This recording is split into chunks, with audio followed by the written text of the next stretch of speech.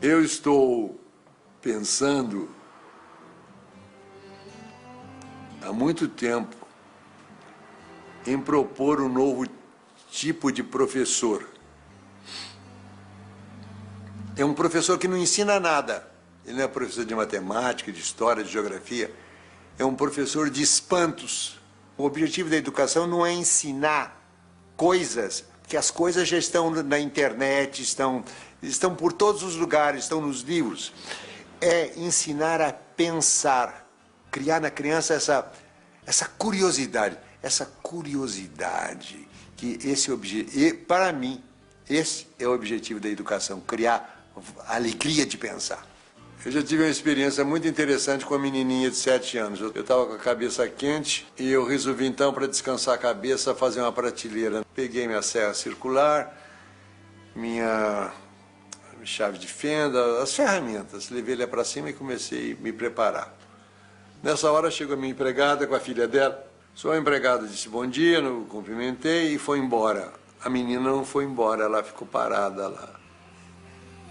Ela estava intrigada com os objetos que estavam lá. Ela queria saber o que era aquilo. O que esse homem vai fazer com isso? Ficou parada lá. Aí eu peguei a trena, abri a trena. Ela disse, que é isso? Isso é uma trena. Para que serve a trena? Serve para medir. Como é que a trena mede? Vem cá que eu te mostro. Aí mostrei a trena, os centímetros. Eu disse para ela, presta atenção que de 10 em 10 risquinhos tem um risquinho vermelho. Você veja o que eu fiz? Eu ensinei sistema decimal para ela. Ela percebeu que as coisas em pacotinhos de 10. Essa é a situação certa para o ensino. Quando o que o professor fala provoca a curiosidade da criança e a criança interage, a criança pergunta. Como é que incentiva a leitura? Não é mandando ninguém ler, porque a relação com a leitura é uma relação amorosa. Eu vou lá não é porque o professor mandou. Quando o professor manda, já estragou.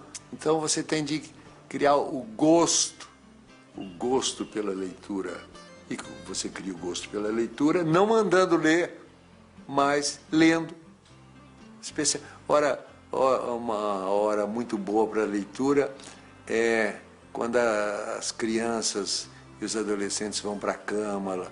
Então a mãe se assenta ao lado e vai ler um livro. A missão do professor não é dar respostas prontas, as respostas estão nos livros, estão na internet.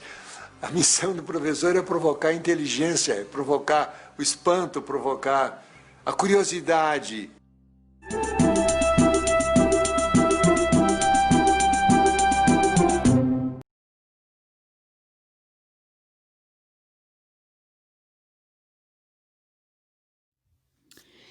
Atividades diversas, literácia familiar.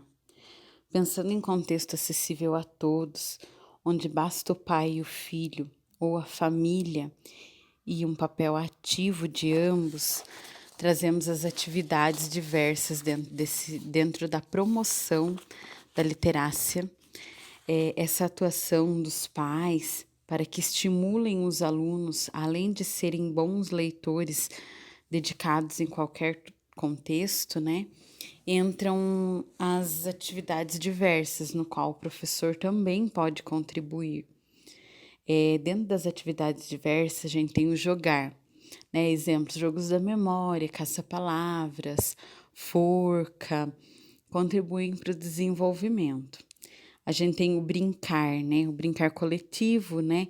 Que o aluno ele passa a reconhecer o outro, a compartilhar, o respeito, o brincar livremente, o brincar sozinho, né? As diversas formas de brincar que se dão em família ou no contexto escolar, né? O cantar, né? O utilizar-se da cultura musical e seus variados estilos, né?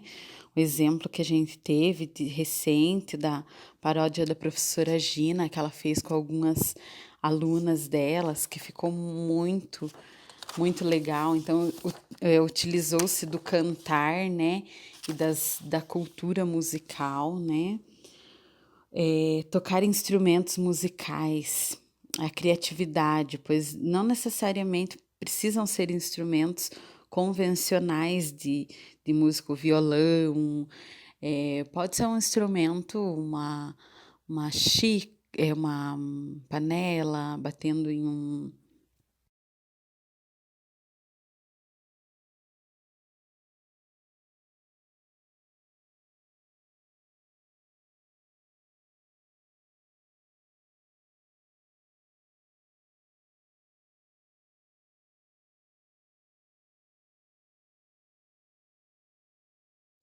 Tocar instrumentos musicais, né, a criatividade, né, pois não necessariamente precisam ser instrumentos convencionais, né, por exemplo, violão, pode ser uma panela com uma colher, um garfo, fazer um barulho, então, na verdade, é estimular a criatividade também, né. O interpretar, né, o interpretar ele usa muito a imaginação, né, se a família entra nesse contexto, ali surgem muitas coisas que você consegue com a criança, com o adolescente, né? Geralmente eles gostam muito de interpretar. Dançar, que também é muito presente, gostam muito. O passear, que também tá dentro do campo das atividades diversas, tanto no contexto, né? É, também escolar ou familiar, né? Lógico que em tempos agora de pandemia, isso não está sendo possível, né? Mas a gente pode ser estimulado a vivenciar os momentos que já tiveram, né? Através de foto, de registros, né? Aí uma atividade também que pode se fazer, que pode se sugerir, que você pegue uma foto de um passeio, essa atividade dá desde os pequenos até os maiores, né? E pedir que ou os pais ou eles mesmos registrem junto, né, em família, sobre aquele momento, né? Isso liga a educação com a vida, né? E a ligação da educação com a vida dá sentido, né, nesse contexto. E como pode se favorecer isso, né? Isso favorece. E como pode se favorecer isso nas atividades não presenciais, né? Como que isso está interligado, né? A escola, enquanto espaço de incentivo e valorização de práticas pedagógicas diferenciadas, né? Que apoiam os desenvolvimentos, relacionando o que é aprendido ao que é construído. O uso funcional dos conteúdos. Ele reconhece as habilidades dos alunos, né? Também pode se favorecer, né? Interligar a abertura de caminhos para a leitura dialogada. A leitura dialogada ela apoia o desenvolvimento da argumentação, interpretação, né? Um exemplo disso é dar um texto informativo ao aluno, né? E pedir para o registro das diversas opiniões familiares, né? Dentro desse contexto que a gente está vivendo, a gente ter esses registros dessas questões familiares, desse debate. Então, abre muito para a leitura dialogada. A gente traz também as vivências, né? As vivências elas são muito presentes na educação especial e na educação infantil. E elas precisam estar presentes em todas as etapas, né? Para desenvolver as competências socioemocionais. Elas se aproximam muito da ludicidade, né? E dentro das competências socioemocionais, que é um tema amplo, né? Do qual em outra oportunidade a gente vai poder falar muito sobre isso, que é um tema que está muito presente. E tanto agora quanto no retorno a gente vai precisar falar. A gente traz as dimensões e os traços dessas competências para de uma forma geral começar a olhar ela, né? O que é ali, o que ela traz, uma dimensão ali. A abertura ao novo, né? E quais são os traços dessa competência? A curiosidade para aprender, a imaginação criativa, interesse artístico. Aí a outra dimensão, a autogestão, né? E os traços da autogestão são a determinação, organização, o foco, a persistência e a responsabilidade do aluno. né? A outra dimensão, o engajamento com os outros, né? Iniciativa social, assertividade, entusiasmo, né? O aluno ser um agente da sociedade, contribuir com ela, né? Aí tem a amabilidade. A amabilidade, ela traz a empatia, tão falada empatia, né? O respeito e a confiança, né? Nisso eu abro um parênteses aqui, até para comentar do caso que foi tão falado durante essa semana, que é o caso do aluno Adriel. O Adriel tem 12 anos, né? E ele é um aluno, né, lá da Bahia, apaixonado por livros, usa as redes sociais para incentivo à leitura. E nessa semana que passou, ele sofreu racismo, né, nos comentários da rede social dele do Instagram. Ele sofreu racismo por parte de algumas pessoas. E como que ele reagiu? Ele reagiu dando uma resposta, né? Uma das respostas dele lá no Instagram foi assim, né? Em pleno século XXI, existem ainda pessoas racistas? Atualizem-se. Insultos acabam com o psicológico de pessoas fracas. Esse tipo de coisa não me abala em nenhum ponto. Então, nessa fala do menino mostra pra gente o quê? Que ele adquiriu uma das competências socioemocionais ali tão essenciais, né? Que é a resiliência emocional, né? Então, ele teve esse autoconfiança, tolerância ao estresse e à frustração, né? Então, é um exemplo muito claro para nós disso, né? Nesse sentido, né, Ferreira traz ali para nós que ele coloca o educar para a cidadania. Não significa formar cidadãos que pensem que podem resolver sozinhos os seus problemas, mas que percebam o quanto precisam caminhar juntos com os outros, com as outras pessoas, que aprendam a negociar conflitos, seduzir o outro para projetos que atendam aos anseios coletivos.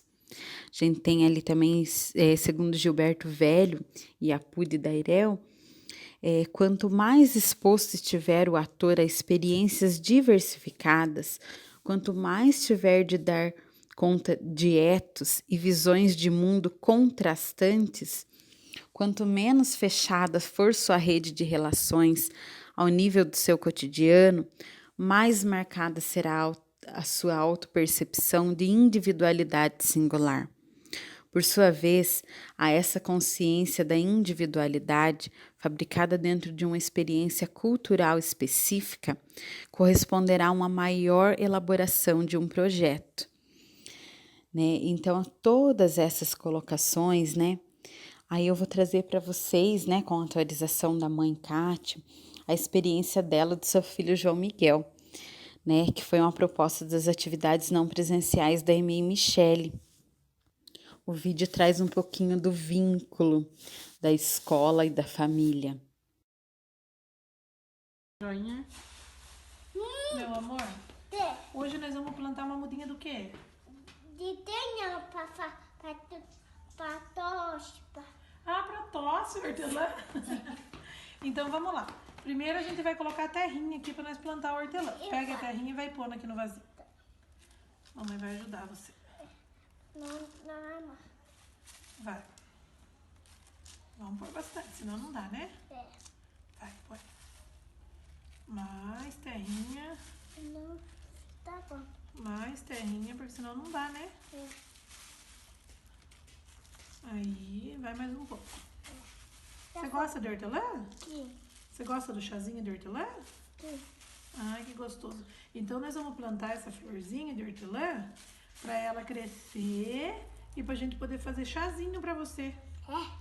Ó, a mamãe vai fazer o buraquinho, que agora você vai pôr a mudinha. Tá. Põe a mudinha de hortelã ali.